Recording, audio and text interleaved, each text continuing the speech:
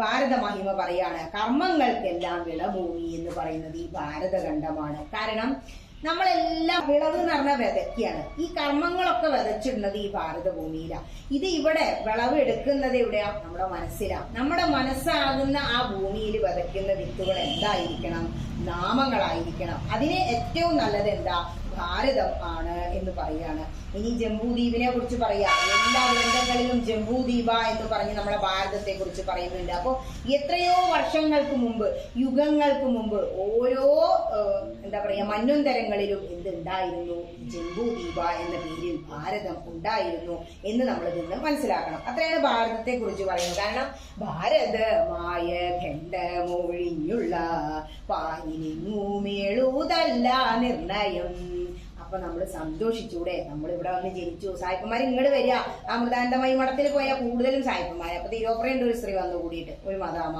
Full ഈ ഭാഗവതം എടുക്കലും ലാപ്ടോപ്പിലാക്കലും ഇതിരുന്ന് കേൾക്കലാണ് ആ സ്ത്രീക്ക് പണി. നമ്മളെ നാട് വിട്ട് പോണ്ടല്ലോ, നമുക്ക് ഇവിടെ തന്നെ മതി. ഭാരതത്തിൽ വന്ന് ജനിച്ചു. ഇനി കലികാലത്തിൽ ജനിച്ചു. അതാണ് മറ്റൊരു പ്രത്യേകത പറയുന്നത്, കലികാല മഹിമ. യുഗം നാലേലും നല്ലു കലിയുഗം. കാരണം കലിയുഗത്തില് കൃതം ത്രേതം ദ്വാപരം കലി. കൃതയുഗത്തില് നമുക്ക് കഠിനമായ തപസ്സുകൾ, യാഗങ്ങൾ, യജ്ഞങ്ങളൊക്കെ വേണമായിരുന്നു. 10,000 എത്രയോ സംവത്സരങ്ങളാ, ലക്ഷക്കണക്കിന് കാലഘട്ടത്തിൽ അവർ ജീവിച്ച് എന്ത് ചെയ്തു? അന്ന് ആയുസ് കൂടുതലായിരുന്നു. 400 വർഷം ആയുസുണ്ടെങ്കിൽ ഇപ്പൊ 100 വർഷം ആയുസുള്ളൂ. 4-1 ചുരുങ്ങി. ധർമ്മവും അങ്ങനെ ചുരുങ്ങി. 4 യുഗങ്ങളെ കുറിച്ച് പറയുമ്പോ പിന്നെ കൃതം ത്രേതം ദ്വാപരം കലി. ഈ കലിയുഗത്തിൽ എത്തിക്കഴിഞ്ഞാലോ നമുക്ക് വെറും നാമജപം മതി. ഇപ്പൊ തോന്നണില്ലേ? അപ്പൊ പലരും പറയും ഒന്നും അറിയില്ല ടീച്ചർ, അക്ഷരാഭ്യാസം ഇല്ല പറഞ്ഞു ഒരു സ്ത്രീ. ഞാൻ പറഞ്ഞു ഗോപികമാർക്ക് അക്ഷരാഭ്യാസം ഉണ്ടായിരുന്നില്ല. അവർക്ക് എപ്പോഴും എന്താ, ഈ ഗോവിന്ദനെ വേണോ ദാമോദരനെ വേണോ എന്ന് വിളിച്ച് ചോദിച്ചിത്ര തൈര് വേണോ മോര് വേണോ ചോദിക്കുന്നതിന് പകരം എപ്പോ നോക്കിയാലും കൃഷ്ണൻ കൃഷ്ണൻ കൃഷ്ണൻ എന്ന് വിചാരം. മനസ്സിന്റെ ഉള്ളിൽ എന്തായിരിക്കണം? ഭഗവത് ചിന്തകൾ മാത്രം, സത്ചിന്തകളും സൽക്കർമ്മങ്ങളും മാത്രമായാൽ മതി. അക്ഷരാഭ്യാസം വേണ്ട എന്ന് ഞാൻ അവരോട് പറഞ്ഞു. അപ്പൊ അതിനുശേഷം അവര് ഭയങ്കര നാമജപ, വൈകുന്നേരമായ 108 നാമം. അപ്പൊ എങ്ങനെ ടീച്ചറെ 108 പിടിക്കുക? ജപമാലയൊന്നും ഇല്ല. അപ്പൊ ഇതാ ഇങ്ങനെ പിടിക്കാൻ പറഞ്ഞു ഞാന്. നാരായണ നാരായണ നാരായണ നാരായണ നാരായണ. അതാ 10 ഇവിടെ മണക്കൂ, ഇതാ നടക്കൂ. ഇത് 5 5 10 അങ്ങനെ എന്തായി? ഓരോ 10നും ഏതായി ഇവിടെ മടക്കുക. അപ്പൊ 108 തവണ. അത് 10 110 ആവില്ലേ? ഞാൻ പറഞ്ഞു അറിയാം. അപ്പം ഇടരില്ലേ ചൊല്ലിക്കോളൂ. നാമജപം അഗ്നിയെ പോലെ അറിഞ്ഞു തൊട്ടാലും അറിയാതെ തൊട്ടാലും കൊള്ളും. അതുകൊണ്ട് കലികാലത്തിൽ നാമജപം മാത്രം മതി, മോക്ഷം കിട്ടും എന്നുള്ളത് കൊണ്ട് യുഗം 4ലും നല്ലത് കലിയുഗമാണ് എന്ന് പറയാണ്. എന്നിട്ട് പറയാ, ഭാരതഖണ്ഡത്തിൽ പിറന്ന എല്ലാവർക്കും, മനുഷ്യന്മാർക്ക് പോലും നമസ്കാരം. ആലോചിച്ച് നോക്കൂ. അപ്പൊ നമ്മളൊക്കെ എന്താ നമ്മൾ പറയും, ഓരോ മുനീശ്വരന്മാരും എന്താ ശപിക്കാന്നോ? നീ ഭൂമിയിൽ പോയി മനുഷ്യനായി പിറക്കട്ടെ. ഇത് ശാപ. പക്ഷെ വേദം എന്താ പറയുന്നതെന്നോ? ശൃണ്വന്തു വിശ്വ അമൃതസ്യ പുത്ര. ഹേ അമൃതത്വത്തിന്റെ പുത്രന്മാരെ, നിങ്ങൾ ഇത് കേട്ടാലും. അപ്പൊ നമ്മളെല്ലാം വെറും മനുഷ്യന്മാരാണോ? അല്ല. കലികാലത്ത് ജനിച്ച മനുഷ്യന്മാർക്കും കലിക്കും നമസ്കാരം പറയുന്നുണ്ട് പൂന്താനം തിരുമേനി. എന്നിട്ട് പറയാ, ചോദിക്കുക, ഇനിയിപ്പോ എത്രയൊക്കെ കേട്ടാലും ഇതൊക്കെ ഇവിടുന്ന് ശ്രദ്ധിക്കും, ഒക്കെ കേൾക്കും. അവിടെ ചെന്നാൽ മാതൃസമിതി ആയതുകൊണ്ട് ഇരുന്നതാ, നാളെ ഇനിയിപ്പോ ഇത് വേണ്ട. അപ്പൊ എന്താ, എന്തിന്റെ കുറവാ നിങ്ങൾക്കുള്ളതെന്ന് ചോദിക്കുക. പറയാണ്, കാലമിന്നു കാലി കാലമല്ലയോ ഭാരതഖണ്ഡത്തിൽ ജനിക്കണം, കലികാലത്തിലാണ് നാമജപം മതി പറഞ്ഞു. അപ്പൊ ചോദിക്കാം, നമ്മളെല്ലാം മനുഷ്യന്മാരായി ജനിച്ചില്ലേ, ഇനിയിപ്പോ നിങ്ങൾ എന്താ ചൊല്ലാത്തത്? നാവില്ലാഞ്ഞിട്ടാണോ? നാവ് കൂടാതെ ജന്മമിതാകയോ? പറയാണ്, കഷ്ടം കഷ്ടം നിരൂപണം കൂടാതെ ചുട്ടു തിന്നുന്നു ജന്മം വാഴൂതെ നാം. ആലോചിച്ച് നോക്കൂ. ഇത്ര കാലം ഇവിടെ വന്നിരുന്ന് ഒരു നാമജപ സംസ്കാരം ഉണ്ടാക്കാൻ തോന്നിയില്ല. ഇപ്പോഴെങ്കിലും തോന്നിയില്ലോ? മതി. ഒരൊറ്റ നിമിഷം നിങ്ങൾ ഈ ജന്മം എടുത്തിട്ട് അതിലേക്ക് വന്നോ? ഭഗവാന്റെ കാൽക്കീഴിൽ ഇങ്ങനെ വന്നിരിക്കാൻ പറ്റിയോ? ഈശ്വര കഥകൾ അങ്ങനെ കേൾക്കാൻ പറ്റിയോ? അത് തന്നെ സുഹൃതം. അതുകൊണ്ട് നാമം ചൊല്ലിയാൽ മാത്രം മതി, നിങ്ങൾക്ക് മോക്ഷം ഉറപ്പാണ് കേട്ടോ. അല്ലാതെ വെറുതെ ചുട്ടു തിന്ന് കളയരുത് മനുഷ്യജന്മം എന്ന് പറയാ. ഇനി മനുഷ്യജന്മം പറയുമ്പോൾ അത് ദുർലഭമാണ് അടുത്ത ഭാഗം പറയുന്നത്. കാരണം വീർപ്പോള പോലെയുള്ളൊരു ദേഹത്തിൽ, ഈ വീർപ്പ് മാത്രമേ ഉള്ളൂ. ഇതെപ്പോഴാ പൊട്ടുകയെന്നറിയില്ല. നീർക്കുമിള പോലെയാണ്. ഇനിയിപ്പോ ജന്മം കിട്ടി ഇതുവരെ ചെയ്യാത്തത് എന്താ? കുട്ടിയായിരുന്നു, പഠനം പഠനം പഠനം. അന്നതിന് ആരും പറഞ്ഞു തന്നില്ല. നമ്മൾ എന്ത് ചെയ്യുന്നില്ല? ഈ പാഠശാലകളിലൂടെ ഒന്നും കൊടുക്കുന്നില്ല. അച്ഛനും അമ്മയും പറഞ്ഞു കൊടുക്കുന്നില്ല. കാരണം അവർക്ക് അറിയില്ല. അവരെ കുറ്റം പറഞ്ഞിട്ട് കാര്യമില്ല. മുത്തശ്ശി എന്തെങ്കിലുമൊക്കെ പറഞ്ഞിട്ടുണ്ടാവും. ചിലപ്പോ അമ്മ പറയും, അന്നം ചവിട്ടരുത്. തൈത്തിരീയത്തിൽ പറയുന്നതാ, അന്നം നിന്ത്യാൽ. മുത്തശ്ശിക്ക് അതറിയായിരുന്നു, പൂർവികരെ അത് അറിഞ്ഞവര് പറഞ്ഞു കൊടുത്തതാ. അപ്പൊ പറയാണ് ഇതെല്ലാം ഉണ്ട്, എന്നിട്ടും നിങ്ങൾ ചെയ്യുന്നില്ലെങ്കിൽ അത് മഹാദോഷാണ് കേട്ടോ എന്ന് പറയാ. ദുർലഭമായി കിട്ടിയ ഈ മനുഷ്യജന്മം ചുട്ടു തിന്ന് കളയരുത്. ഇനി സംസാരത്തിനെ കുറിച്ച് പറയാം. ഓരോരുത്തരും ഓരോ വ്യക്തികളെ കുറിച്ചും പറയുന്നുണ്ട്, ശാന്തിക്കാരെ കുറിച്ച് വരെ പറയുന്നുണ്ട്. സ്ഥാനമാനം ചൊല്ലിയാണ് കലഹം. അപ്പൊ വീട്ടിൽ മരുവോള് കയറി വന്നാൽ മരുവോളുടെ വിചാരം എന്താ, ഇനി ഇന്റേതാണ് അധികാരം, അടുക്കള ഭരണം എനിക്ക് കിട്ടണം. അമ്മായിയമ്മ എന്താ, ഇന്റെ മകനാണ്, അത് കഴിഞ്ഞിട്ട് നിനക്കുള്ളൂ. ഈ അമ്മായിയമ്മ എന്ത് ചെയ്തു, കുറച്ചു ദിവസമൊക്കെ അടുക്കളയിലൊപ്പം നിന്ന് പറഞ്ഞു കൊടുത്തു. അടുത്ത ദിവസം മുതല് വാനപ്രസ്ഥം രാവിലെ ഞാൻ ഒന്ന് കുളിച്ചു തൊഴുത് വരാട്ടോ മോളെ, വളരെ സ്നേഹമായിട്ട് പറയാ. അപ്പൊ ആ കുട്ടിക്ക് അമ്മ എനിക്ക് തന്നു, അവൾക്ക് വേണ്ട അവൾക്ക് കിട്ടി, അവൾക്ക് പോരാണ്ട് പോലും ചെയ്തു. അത്ര ആലോചിച്ചാൽ മതി. പക്ഷെ അത് ആലോചിക്കാത്ത വീട്ടിലൊന്ന് ചിന്തിച്ചു നോക്കൂ, ആകെ കൂടെ അമ്മായിമ്മ ഒരു പ്രശ്നവും തല്ലും പിടിയല്ലേ. അധികാരം കൈമാറാൻ ആരും തയ്യാറല്ല. അതാണ് ഇവിടെ പറയുന്നത്. സ്ഥാനമാനങ്ങൾ, എന്റെ സ്ഥാനം ഞാൻ വിട്ടുകൊടുക്കില്ല. അങ്ങനെ ഒരു അവസ്ഥ വരുമ്പോ എന്ത് നാണം കെട്ട് നടക്കുന്നു. ഇപ്പൊ ശാന്തിക്കാരെ കുറിച്ചും എല്ലാവരെ കുറിച്ചും പറയുന്നുണ്ട്. ചിലരുണ്ടല്ലോ ഒരമ്പലത്തിലെ ശാന്തി കഴിയും, നേരെ അപ്പുറത്തെ ഈ ശാന്തി ചെയ്യുന്നത് തന്നെ അതിലും ദോഷമുണ്ട് എന്ന് പറയും. തിരുമേനിമാരോട് ഞാൻ ചോദിക്കേ, ഈശ്വരൻ നമ്പൂതിരി എന്ന പേരന്നെ അപ്പൊ എന്നോട് പറഞ്ഞു, എന്താണ് പ്രഭാഷണം ചെയ്യാൻ ടീച്ചറെ, ശാന്തി ഞാൻ ചെയ്യില്ല, അച്ഛൻ ഞങ്ങളുടെ വീട്ടിൽ ദുരിതമായിരുന്നു, അന്ന് ചെയ്തിരുന്നു. അപ്പൊ എന്താ അത് അതിലും ദോഷമുണ്ട്. കാരണം ശാന്തി ഭഗവാനെ പൂജിക്കുക, അതിനും എന്ത് ചെയ്യുന്നു, ശമ്പളം വാങ്ങുമ്പോ അതിന്റെ കർമ്മഫലം പോയില്ലേ. പക്ഷെ അപ്പൊ ഞാൻ ചോദിച്ചു, നിങ്ങൾ പ്രഭാഷണം ചെയ്തിട്ട് ദക്ഷിണ വാങ്ങിക്കുന്നതോ തിരുമേനി? അപ്പൊ പറഞ്ഞു, അത് യജ്ഞദേവന്റെ ഭാര്യയാണ് ദക്ഷിണാദേവി, അത് വന്ന് സമർപ്പിക്കണം, ആ യജ്ഞം പൂർത്തിയാവാൻ അതിനുള്ള ദ്രവ്യ സമർപ്പണം ചോദിച്ചു വാങ്ങാറില്ല, ഇത്രേ പറയാറില്ല. അപ്പൊ ഇതാണ് അവസ്ഥ. അപ്പൊ ഇത് അറിവ് കിട്ടിക്കഴിഞ്ഞതുകൊണ്ട് നമ്മുടെ ബ്രാഹ്മണരൊക്കെ എന്ത് ചെയ്തു, ഈ ആത്മീയതയിലേക്ക് നീങ്ങി, പ്രഭാഷണങ്ങളിലേക്ക് നീങ്ങി. അപ്പോ ഉത്തർപ്രദേശിലെ തിരുമേനിമാരെന്ത് വന്നു, ഇവിടെ വന്നിട്ട് പൂജിക്കാനും തുടങ്ങി. ഇതൊക്കെയാണ് അവസ്ഥകള്. സ്ഥാനമാനങ്ങൾ പണ്ടുള്ളവർ ഒരമ്പലത്തിൽ പൂജിക്കും, അതുകൊണ്ട് കിട്ടിയാൽ തികയില്ല, വീട്ടിൽ ഇത്രയും പ്രശ്നങ്ങളുണ്ട്, അടുത്ത അമ്പലത്തിൽ പൂജിക്കാൻ പോകും, അവരെയും പൂന്താനം വെറുതെ വിടുന്നില്ല. പറയുമ്പോ പൂന്താനം തിരുമേനിയനായിരുന്നു. ഇനി പറയാ വൃത്തികെട്ട് ദൂർത്തടിച്ച് പൈസ ഉണ്ടാക്കാൻ വേണ്ടി നടക്കുന്നു. ഓരോരുത്തരുടെ ജോലി സ്ഥലം നിങ്ങൾ ശ്രദ്ധിച്ചിട്ടുണ്ടോ? അല്ലെങ്കിൽ ഞാൻ വർക്ക്ഷോപ്പ് പോയപ്പോൾ അയാളുടെ ഒരു കോലൊക്കെ കൂടെ ഞാൻ ഇങ്ങനെ ഓർത്തോക്കിന്റെ വണ്ടി കംപ്ലൈന്റ് ആയിരുന്നു. അപ്പൊ ഞാൻ അങ്ങനെ വിചാരിച്ചു, ഇങ്ങനെ ഒരു കരിവരുണ്ട്, ഇങ്ങനെ ഒരു വണ്ടിയുടെ താഴെ കിടന്ന് ജീവിക്കണ്ടേ. നിങ്ങൾ ചിന്തിച്ചു, അങ്ങനെ ഒരാളില്ലെങ്കിൽ ഈ വണ്ടികളൊക്കെ നേരേക്കണ്ടേ. അതായത് ഈ ലോകത്തിൽ എന്തുകൊണ്ട് ഞാൻ ഇങ്ങനെ ഒരു ജോലിയിൽ വന്ന് പെട്ടു എന്ന് ചിന്തിച്ചാൽ, ഈ ലോകത്തിന് നിലനിൽപ്പിന് വേണ്ടി എല്ലാതും ആവശ്യമാണ്. സത്വഗുണം രാവിലെ, രജോ ഗുണം നട്ടുച്ച, തമോ ഗുണം അർദ്ധരാത്രി. ഇത് ചിന്തിച്ചാൽ മതി. ഈ മൂന്നെണ്ണവും ഇല്ലെങ്കിൽ ഒരിക്കലും ഈ ലോകം ഇതുപോലെ മുന്നോട്ട് പോവില്ല. ഇപ്പൊ നിങ്ങളുടെ ഇടയിൽ തന്നെ നോക്കൂ, ഒരാൾ കേക്ക് ഉണ്ടാക്കുന്നു, നമുക്ക് എന്താ ഹാപ്പി ബർത്ത്ഡേ ആണെങ്കിൽ ഇത് വേണം നിർബന്ധമായില്ലേ. അപ്പൊ അപ്പുറത്ത് വേറെ ഒരാൾ എന്ത് ചെയ്യണു, ടെക്സ്റ്റൈൽസ് തുടങ്ങണമെന്ന് ആലോചിക്കുന്നു. അപ്പൊ എന്താ മാക്സി വേണം എല്ലാവർക്കും, അപ്പൊ അത് ഉറപ്പാണ്. അപ്പൊ ഇത്രയേ ഉള്ളൂ. നമ്മള് ബിസിനസ് മൈൻഡ്. എന്തുകൊണ്ട് ഞാൻ ഈ മേഖലയിൽ വന്ന് പെട്ടു, ഇപ്പൊ ഇതും വേണം. എല്ലാ അമ്പലങ്ങളിൽ നിന്നും ഇപ്പൊ വിളി വന്നു തുടങ്ങി. കർക്കിടക മാസം വരുന്നുണ്ട് ടീച്ചറെ, ഞായറാഴ്ച ആകെ 4 ഞായറാഴ്ചയിൽ ഞാനുണ്ടെന്ന് പറഞ്ഞു ഞാൻ അവരോട്. അപ്പോ അത്ര ബിസി ആയിട്ടല്ല കേട്ടോ, ആ ഞായർ എന്ന് പറയുന്ന ദിവസമാണ് ഈ വർക്കിംഗ് ഡേയ്സിൽ അവർക്ക് വന്നിരിക്കാൻ പറ്റൂ. അപ്പോ അവരെന്നെ സമീപിക്കുന്നത് ഇങ്ങനെ ഒരു കാര്യത്തിനാണ്. നമ്മൾ ഇത് ചെയ്യുന്നതുകൊണ്ട് എല്ലാ വ്യക്തികളും ഈ ലോകത്തിൽ ആവശ്യമാണ് എന്ന് ഇതൊന്ന് മനസ്സിലാകും. അപ്പൊ എന്തുണ്ടാവില്ല, ചിലർ പറയും എനിക്ക് എത്ര ബുദ്ധിമുട്ടാണ് ടീച്ചറെ, ഷിഫ്റ്റും ഉറപ്പൊഴിക്കലും നഴ്സാണ്. അപ്പോ ഉറപ്പൊഴിച്ച് ജോലി അവർ ചെയ്യാൻ അവിടെ ഒരാൾ വേണം. വയ്യാതെ കിടക്കുന്നവർക്ക് ആ സമയത്ത് ഓക്സിജൻ കൊടുക്കാൻ ആള് വേണം. അപ്പൊ ഭഗവാൻ അവർക്ക് കൊടുത്ത കർമ്മ എന്താ, ആ ജോലി. ഞാൻ പറഞ്ഞു, ആ ജോലി ചെയ്തോളൂ. പിന്നെ പുലർച്ചെ വീട്ടിലെത്തുക, വിളക്ക് വെച്ച് നാമം ചെല്ലാനൊന്നും പറ്റിയാൽ പറഞ്ഞു, സന്ധ്യാകുമ്പോ വരുന്ന ദിവസം വിളക്ക് വെച്ച് നാമം ചെല്ലിയാൽ മതി. ഒക്കെ എങ്ങനെയാ എക്സ്ക്യൂസ് പറഞ്ഞിട്ട് ഇതിനെ കൊണ്ട് ചെയ്യാൻ പറ്റില്ല എന്ന് ആരോട് പറഞ്ഞിട്ട് എന്താ കാര്യം? ഭഗവാനോട് പറയാ, എനിക്ക് ഇന്ന സമയത്ത് എത്താൻ കഴിഞ്ഞില്ല, എന്റെ കർമ്മമായിരുന്നു, വന്ന സമയം കൊണ്ട് ഇതാ കൃഷ്ണ, ഞാനൊരു തിരി ഭഗവാന് മുന്നില് മനസ്സാകുന്ന ഒരു വിളക്ക് അവിടെ കത്തിച്ചു വെക്കണം, അതിൽ വിവേകമാകുന്ന ഒരു തിരി അങ്ങോട്ട് ഇടണം, ഭക്തിയാകുന്ന എണ്ണ ഒഴിക്കുക, ജ്ഞാനമാകുന്ന അഗ്നി കൊണ്ട് അതിനെ പ്രകാശിപ്പിക്കുക. അതാണ് വിളക്കിന്റെ തത്വം.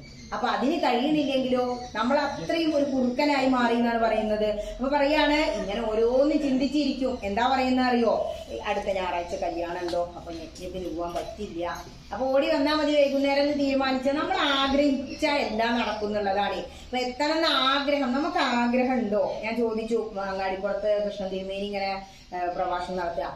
അപ്പൊ എനിക്കിതൊന്ന് പഠിക്കണം തിരുമേനി, സപ്താഹം ഉണ്ടെന്ന് കേട്ടാ ഞാൻ ഓടി ചെല്ലും, ഇതും നിവർത്തി അവിടെ ഇരിക്കും. പറഞ്ഞു ആഗ്രഹം ഉണ്ടായാൽ മതി മോളെ, സംസ്കൃതം ഒന്നും അറിയണമെന്നില്ല, ഇത്രയും വേണ്ടു. അത് നല്ലൊരു പോസിറ്റീവ് എനർജിയാണ്. അത്രയും ആഗ്രഹിച്ചു. ഇപ്പൊ ഓരോ സ്റ്റേജിലും അതാത് സമയത്ത് ഓരോ ശ്ലോകങ്ങൾ ഓടി വരും. അത് അത്ര കൂടുതൽ തവണ വായിച്ചിട്ടൊന്നുമല്ല. അതിനോടുള്ള ആ ഒരു ആക്രാന്തം എന്ന് പറയില്ല, അത്രയും ഇഷ്ടപ്പെട്ടിട്ട് ആഗ്രഹിച്ചിട്ട് നമ്മൾ ചെയ്യുമ്പോൾ അത് കിട്ടും. ഇപ്പൊ അടുത്ത ഞായറാഴ്ച കല്യാണം ഉണ്ടോ, എന്തെല്ലാം നമ്മൾ ചിന്തിക്കുന്ന അറിയോ? ഇപ്പൊ ഞാനപ്പാന എന്നോ കുറിച്ചതാ നമ്മള്. അപ്പൊ ഇനിയിപ്പോ 2-ാം തീയതി പറ്റിയില്ലേ, അപ്പൊ ഇനിയിപ്പോ നീക്കി വെച്ചാലോ അത്യാവശ്യം വൈശാഖം തീരില്ലേ, ഇഷ്ടമോരോന്നു ചിന്തിച്ചിരിക്കവേ ചത്തുപോകുന്നു പാവം ശിവ ശിവ, ഇങ്ങനെ ചിന്തിക്കും. പക്ഷെ നമ്മൾ ആലോചിക്കും ശ്രാദ്ധം വരുന്നുണ്ടോ, അപ്പൊ അത് സദ്യക്കൊന്നും അത്ര ആഗ്രഹമില്ല. എന്നാലും ഒരു കല്യാണം എന്നൊക്കെ പറഞ്ഞാലേ നമ്മൾ ആഭരണങ്ങളും ആ വട്ടുസാരിയും ഒക്കെ ഒന്ന് വെളിച്ചം കാണിക്കാനുള്ള ഒരു അവസരമാണ്.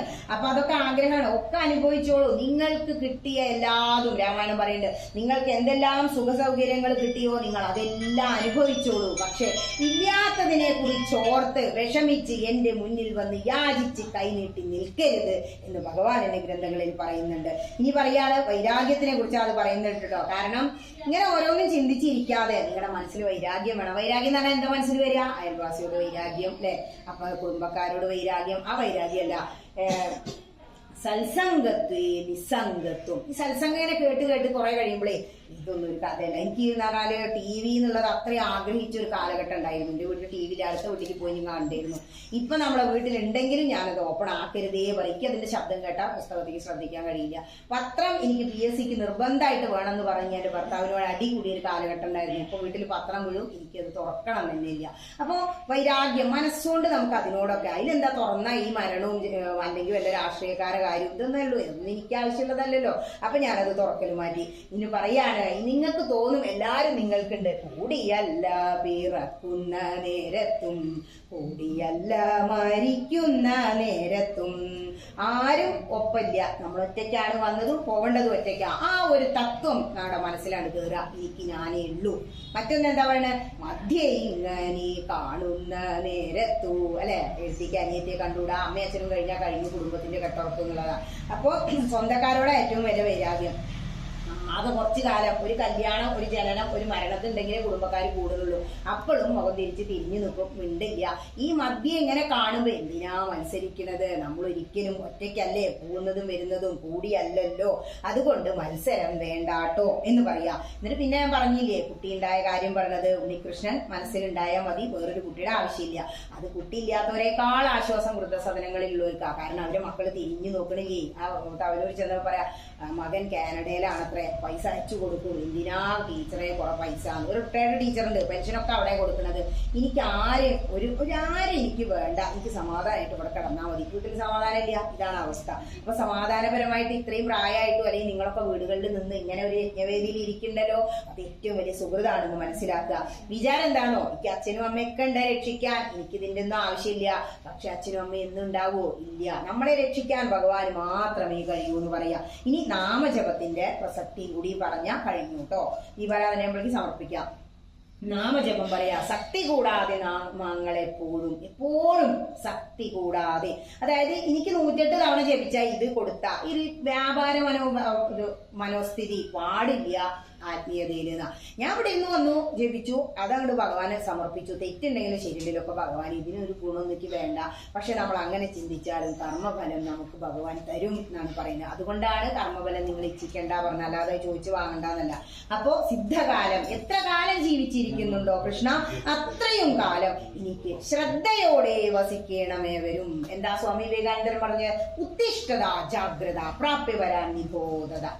അതായത് ഇത് ഉപനിഷത്ത് മന്ത്രാണ്. ഉപനിഷത്തിലെ ഓരോ വാക്കുകളും ഈ ലോകം മുഴുവൻ വാരി വെതറിക്കൊണ്ട് നടന്ന വ്യക്തിയാണ്. 36 വയസ്സ് വരെ ജീവിച്ചോളൂ. കൽക്കട്ടക്കാരനാ. 36 വയസ്സ് വരെ ഭക്ഷണം മാംസം കഴിക്കുകയും ചെയ്തു. പക്ഷെ ഈ ഉപനിഷത്തുക്കൾ പഠിച്ചു. മനസ്സിലായില്ലേ? ഭക്ഷണമൊന്നും അല്ല, നമ്മളുടെ കർമ്മങ്ങളാ, നമ്മൾ എന്ത് ചെയ്യുന്നു എന്നുള്ളതാ. പക്ഷെ എന്താണോ, നമ്മൾ അത് ശീലിച്ചിട്ടില്ലെങ്കിൽ അതിനെ കുറിച്ച് ചിന്തിക്കേണ്ട. പല ഡോക്ടർമാരൊക്കെ ഇപ്പൊ നിർബന്ധിച്ച് കഴിപ്പിക്കുന്നുണ്ട് പലരെയും. സജ്ജനങ്ങളെ കാണുന്ന നേരത്തു ഇച്ഛ കൂടാതെ വീണു നാമിക്കണം. ഞാൻ ഈ വരി ഇങ്ങനെ പറയുമ്പോൾ ആ വളപുര ആശ്രമത്തിക്ക് ഇന്ന മുണ്ടക്കാട്ട് മനക്കിലെ കൃഷ്ണൻ തിരുമേനിയുടെ കയറി വന്നത്. അപ്പൊ ഞാൻ അവിടെ നിർത്തി. മോൾ എന്തിനാണ് നിർത്തിയത്, നല്ലൊരു ഭാഗമായിരുന്നു തിരുമേനിയെ കൊണ്ട് പറയിപ്പിച്ചു. അപ്പൊ ആ വരി കേൾക്കുമ്പോഴൊക്കെ ഞാൻ വളപുര ഓർക്കാറുണ്ട് കേട്ടോ. എന്നുവെച്ചാൽ സജ്ജനങ്ങളെ കുട്ടികളോട് പറഞ്ഞാൽ നമസ്കരിക്കാൻ പറഞ്ഞാൽ എന്താ മുഖം തിരിച്ചു നിൽക്കൂലേ? ഈ നമസ്കാരത്തിന്റെ തത്വം ഏറ്റവും കനമുള്ളതായി തല താഴേക്ക് കുമ്പിടാൻ. ഒരു മാവിനെ നോക്കൂ, ഒരു പ്ലാവിനെ നോക്കൂ. മാങ്ങ ഉണ്ടാകുമ്പോൾ ചില്ല താഴ്ന്നു, ചക്ക ഉണ്ടാകുമ്പോൾ ചില്ല താഴ്മതാൻ അഭ്യുന്നതി വിദ്യാവിനയ സമ്പന്നി. വിനയമുള്ളവനെ വിദ്യ ലഭിക്കൂ. വിദ്യാർത്ഥി വിനയമുള്ളവനായിരിക്കണം. പ്രകൃതി തരുന്ന പാഠം. ഇനി നമ്മളെ മരണത്തെക്കുറിച്ച് പറയാ. വിധിച്ചിടുന്ന കർമ്മങ്ങളെല്ലാം കഴിഞ്ഞാൽ ഈ ശരീരം പതിക്കും. മരണത്തെക്കുറിച്ച് ഓർത്ത് നിങ്ങൾ വിഷമിക്കേണ്ട, അതൊരു കുപ്പായം മാറലാണ് ആത്മാവിന്റെ എന്ന് ഗീതയും പറയുന്നുണ്ട്, രാമായണം പറയുന്നുണ്ട്. അത് ഇതിൽ എഴുതി വെച്ചിരിക്കുക. ഇനി പറയാണ്, ഒരു നാമമെങ്കിലും. ഇപ്പൊ മടിയന്മാരുണ്ടാവും, എനിക്ക് ജോലി തിരക്കാം, ഒറ്റ നാമം ഒരു ദിവസം, ഒരക്ഷരമുള്ള നാമം ഞാൻ ജപിക്കൂ. ഓങ്കാരം ജപിച്ചോളൂ. 2 അക്ഷരം രാമ, 3 അക്ഷരം ഗോവിന്ദ, 4 അക്ഷരം നാരായണ, 5 അക്ഷരം ഓം നമഃശിവായ, 6 അക്ഷരം ശരവണഭവായ നമ. ഇങ്ങനെ എത്ര അക്ഷരമുള്ള നാമങ്ങൾ നമുക്കുണ്ട്, എത്ര ഉണ്ട്. എന്നിട്ട് ഒന്നെങ്കിലും നിങ്ങൾ ജപിക്കുന്നില്ലല്ലോ, കഷ്ടം എന്ന് പറയാണ്. അതിനുശേഷം അവസാനം പറയാണ്, ഇത് ഒന്ന് കേട്ടാലും മതി. ഇനി ജപിക്കില്ല എന്ന് ഉറപ്പാണോ? നിങ്ങളൊന്ന് ചെവി തന്ന് കേട്ടാൽ മതി. ആരൊക്കെ പറഞ്ഞു? ശ്രീധരാചാര്യൻ പറഞ്ഞു, ബാദരായണൻ, നാരദമുനി പറഞ്ഞു, ഗീത പറഞ്ഞു. ഇതേ വേദവും ബഹുമാനത്തോടെ പറയുന്നു. നാമജപം മാത്രം മതി മോക്ഷം കിട്ടാൻ എന്ന് നാരായണീയം അവസാനിപ്പിക്കുമ്പോ എന്നിട്ട് പറയാണ്, ആമോദം പൂണ്ടു ചൊല്ലുവിൻ നാമങ്ങൾ. ഒന്നിച്ചുമില്ല. ആമോദം പൂണ്ടു ചൊല്ലുവിൻ നാമങ്ങൾ, ആനന്ദം പൂണ്ടു ബ്രഹ്മത്തിൽ ചേരുവാൻ. മതിയുണ്ടെങ്കിലൊക്കെ മതിയിതു തിരുനാമത്തിൻ മാഹാത്മ്യമാമിതു. പിഴയാകിലും പിഴകേടെന്നാകിലും തിരുവുള്ള മരുളുക ഭഗവാനെ, തിരുവുള്ള മരുളുക ഭഗവാനെ. കൃഷ്ണ നാരായണ ജയ, നാരായണ ജയ, നാരായണ ജയ, നാരായണ ജയ, നാരായണ ജയ, നാരായണ ജയ, നാരായണ ജയ, ഹരേ ജയ ജയ. സർവത്ര ഗോവിന്ദ നാമ സങ്കീർത്തനം. ഗോവിന്ദ ഗോവിന്ദ ഹരി ഗോവിന്ദ. ഏറ്റവും സമർപ്പിക്കട്ടെ. എന്തെങ്കിലും സംശയം വേദിക്കാനുണ്ട്? അത് ഇപ്പൊ ചെയ്യണോ? അത് തിരുമേനിയോട് ചോദിക്കും. ദീപാരായണത്തിന് മുമ്പ് നേരിച്ചോട്ടെ. തിരി കുളത്തു അല്ല കെട്ടുന്നില്ല. അത് ഇനി എണ്ണ വയ്ക്കണ്ട. ഹരേ നാരായണ ഹരേ രാമ. ഒരു കർപ്പൂരം കാണിക്കാറുള്ളൂ തിരുമേനി വരികയാണെങ്കിൽ. ഹരേ രാമ ഹരേ രാമ, രാമ രാമ ഹരേ ഹരേ, ഹരേ കൃഷ്ണ ഹരേ കൃഷ്ണ, കൃഷ്ണ കൃഷ്ണ ഹരേ ഹരേ. ഹരേ രാമ ഹരേ രാമ, രാമ രാമ ഹരേ ഹരേ, ഹരേ കൃഷ്ണ ഹരേ കൃഷ്ണ, കൃഷ്ണ കൃഷ്ണ ഹരേ ഹരേ. ഹരേ രാമ ഹരേ രാമ, രാമ രാമ ഹരേ ഹരേ, ഹരേ കൃഷ്ണ ഹരേ കൃഷ്ണ, കൃഷ്ണ കൃഷ്ണ ഹരേ ഹരേ. ഹരേ രാമ ഹരേ രാമ, രാമ രാമ ഹരേ ഹരേ, ഹരേ കൃഷ്ണ ഹരേ കൃഷ്ണ, കൃഷ്ണ കൃഷ്ണ ഹരേ ഹരേ. ഹരേ രാമ ഹരേ രാമ, രാമ രാമ ഹരേ ഹരേ, ഹരേ കൃഷ്ണ ഹരേ കൃഷ്ണ, കൃഷ്ണ കൃഷ്ണ ഹരേ ഹരേ. ഭജന വരണോ? ആ അർച്ചനയുടെ ഒരു അർച്ചന അതിലുണ്ട്. ഹരേ നാരായണ. ഒരു 31 പേജിലോർമ്മയുണ്ട് ചെല്ലാം. അതെ. ശങ്കര ശിവശങ്കര ശങ്കര ദുരിതം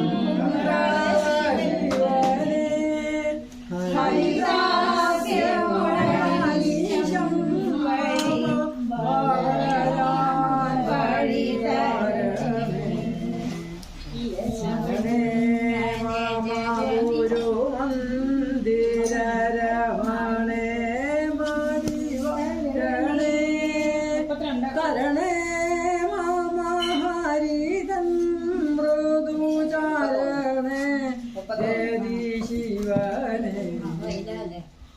എല്ലാവർക്കും ഹരശങ്കര ശിവശങ്കര ദുരിതം ശിവനേ ഹരിദാസനോടീശം മമരാൻ വഴിവരണേ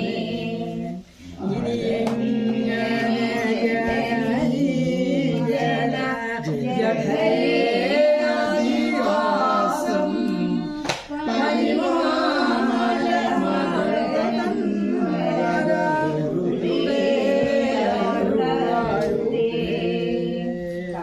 ഹരശങ്കര ശിവശങ്കര ദുരിതം ശിവനേ ഹരിദാസനോടീശം മമരാൻ വഴിവരണേ കരയും മരുനവ ശിവനേ ഹരേ നാരായണ ഹരേ നാരായണ ഹരേ രാമ രാമ രാമ ഹരേ ഹരേ ഹരേ കൃഷ്ണ കൃഷ്ണ കൃഷ്ണ ഹരേ ഹരേ ഹരേ രാമ രാമ ഹരേ ഹരേ ഹരേ കൃഷ്ണ കൃഷ്ണ കൃഷ്ണ ഹരേ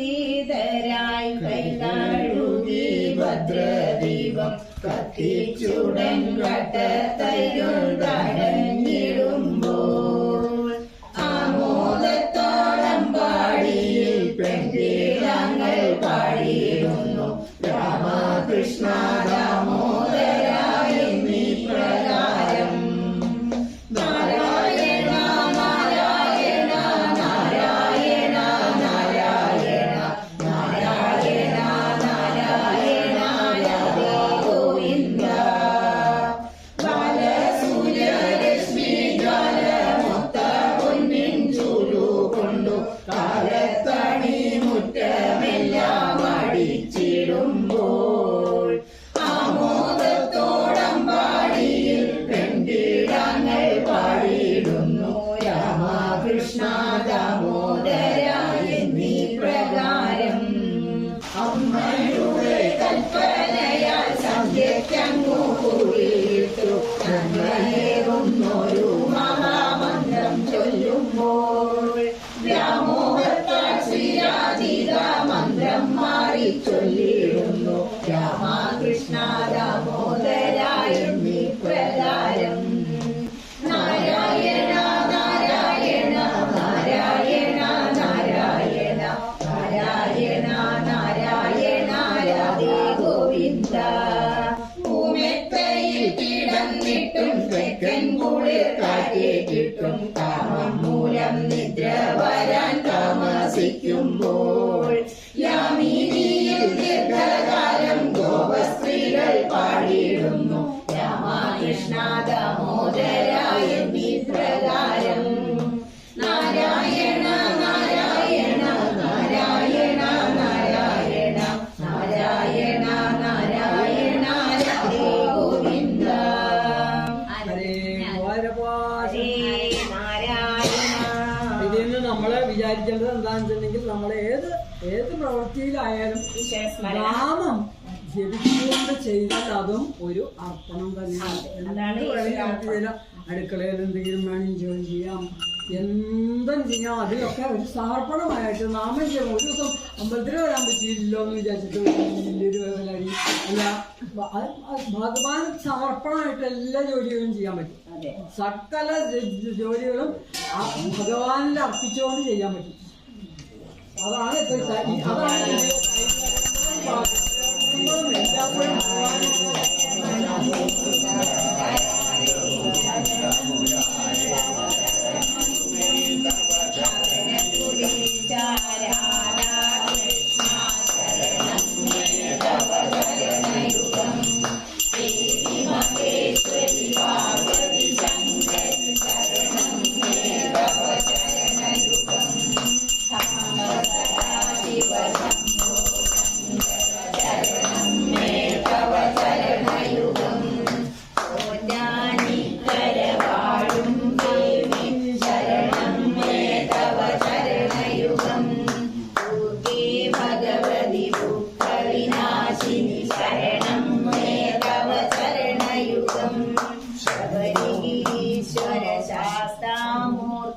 ശരണം ശ്രീതവ ശരണയുഗം ഹരേ നാരായണ.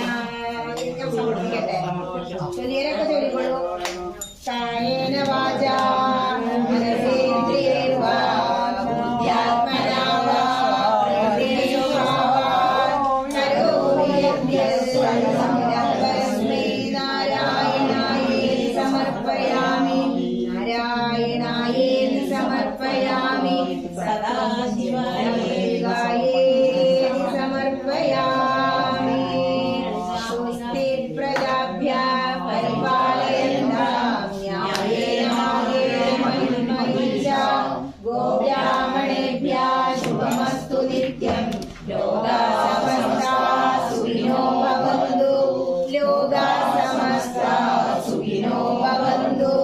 ലോകാः സമസ്താः സുഖിനോ ഭവന്തു. ശാന്തി ശാന്തി ഹരേ